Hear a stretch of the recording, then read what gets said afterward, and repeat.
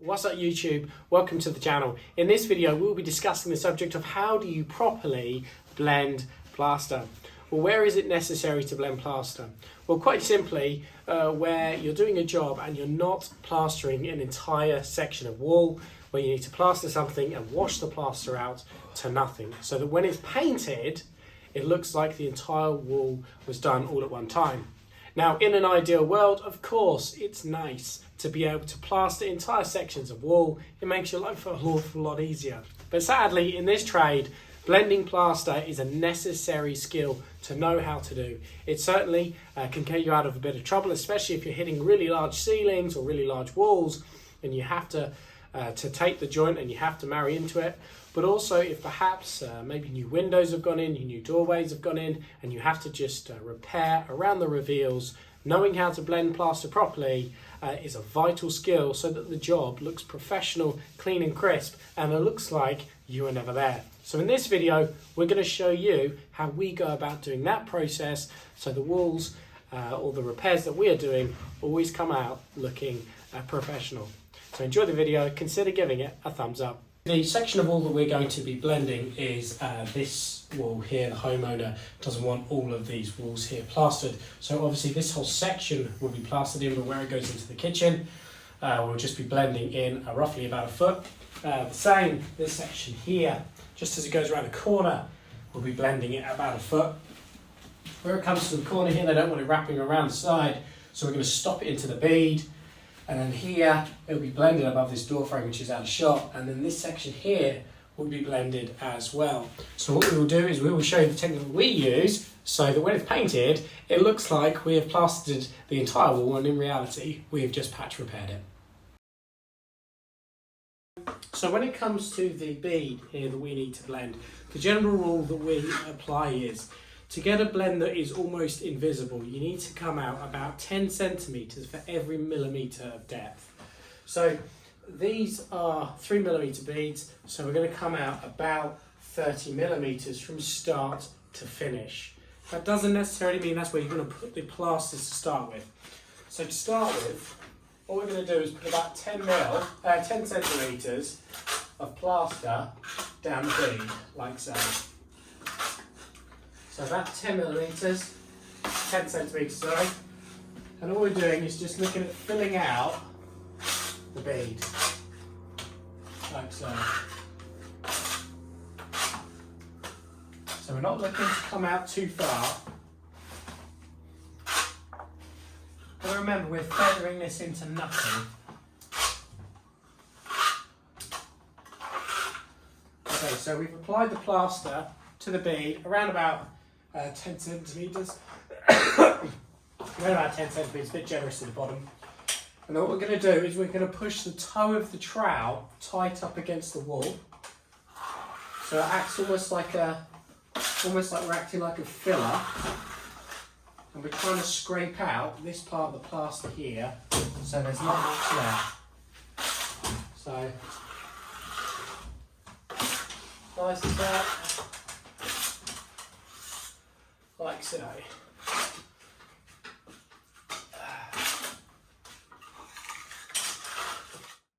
And what you should have now is that against this edge here, it's very tight, and here the bead is filled out.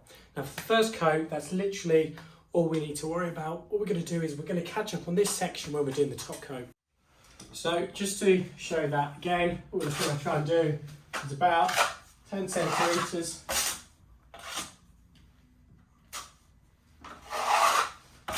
And just creating that almost cheese wedge effect. So here it's really tight to the wall.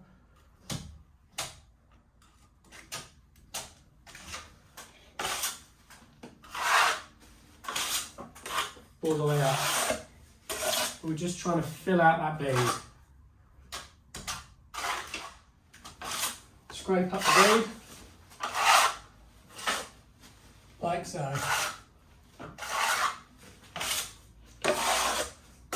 As already said, that is all we're going to do for the first coat. We'll catch up on that second coat. Okay, so when it comes to applying the second coat, all we're going to do is look at doing a really tight coat over where we've been.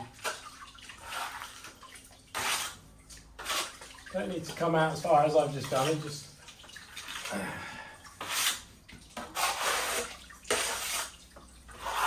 scrape that out. Looking just to really go over a section of wall you've already been on. Putting it on nice and tight. Again, almost like it's filler.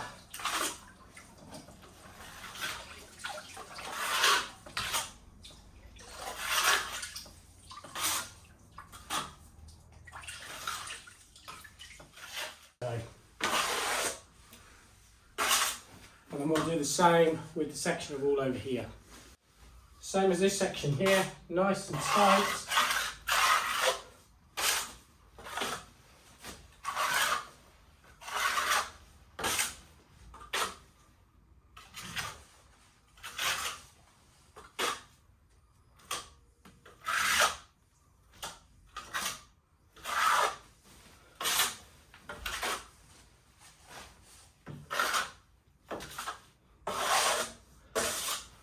And that is all that is required. What we're going to do is we're going to catch up around 5-10 minutes when this is being allowed to pull in to show the next stage of feathering this out. So the next stage of the job, we've just allowed this to pull in a little bit, and what we want to do now is just use a wet brush and just wash out that edge there, like so. And what you're trying to do is just take out any lumps, any high bits in the plaster.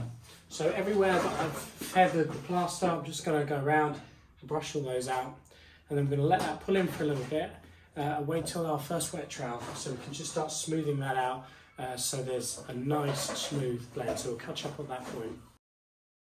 Okay, so when it comes to the wet trowel, it doesn't need an awful lot of work done to it, so all you're looking to do is just a standard wet trowel as you normally do. And you're looking to really scrape out, really keep that trowel nice and tight against this edge here. Really working the plaster to work it out to nothing.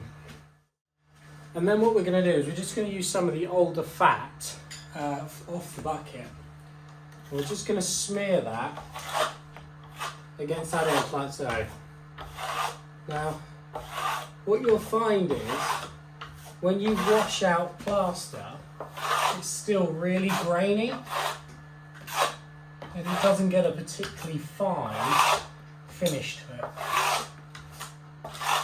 However, if you use the fat off the bucket, it's much finer and you'll get a much smoother finish. So you're just looking to rub fat just where the plaster ends. Very, very little. And what that does, it just helps that blend feather out to nothing. You're not looking to add any water to this section because it's so fine, there's no need for the water. So just use that fat. You want the drier fat, so not really wet, and just really work it in to that edge like so. A little bit of build up there that we don't want. And just work that into the area. What I'll do off camera is I'll also do that other side as well, and what we'll do is we'll just come back for a final pass when this is pulled in a little bit more. So this is going to go for its final pass. It'll be again yet another wet trowel. What we're going to do again is just brush out that feathered edge with lots of pressure, open the trowel up, and again we're just trying to really wipe out that feathered edge so there's nothing left, so it just feathers out to absolutely nothing. Again, just brush that out there like so.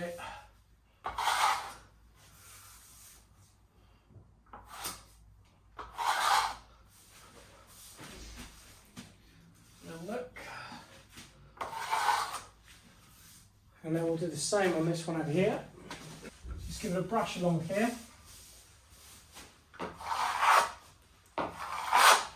Just trying to wipe the trowel just along this edge here, just constantly trying to push the plaster around. Like so.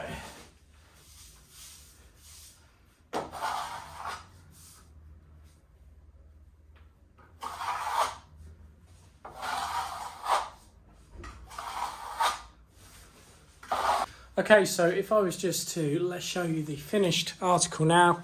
If I turn you around, you can just see there's literally no ridge at all there. It literally goes straight in, perfectly blended. So you can see the same with this one here. If I was to run my hands across it here, there's no kind of lump where it starts to hit the plaster, because it's been blended in using that fat right towards the edge where it's really fine, just to get a really smooth finish as it comes into the plaster. So I have absolutely no doubt when this is painted up it will look fantastic. So that really is it. It's as simple as that. There's not really an awful lot to doing a blend, but it is a necessary skill. Obviously, as we mentioned right at the start of the video, the preference would always be to try and plaster the entire wall. But sadly, in the trade as being a plasterer, more often than not, quite often a homeowner will try and save a bit of money by not having the whole wall plastered. So it is a necessary skill to be able to know how to blend out plaster so it looks still perfect when it's all painted up. We hope this video has been helpful. Consider giving it a thumbs up and subscribing, and we look forward to seeing you on the next one. Thanks again.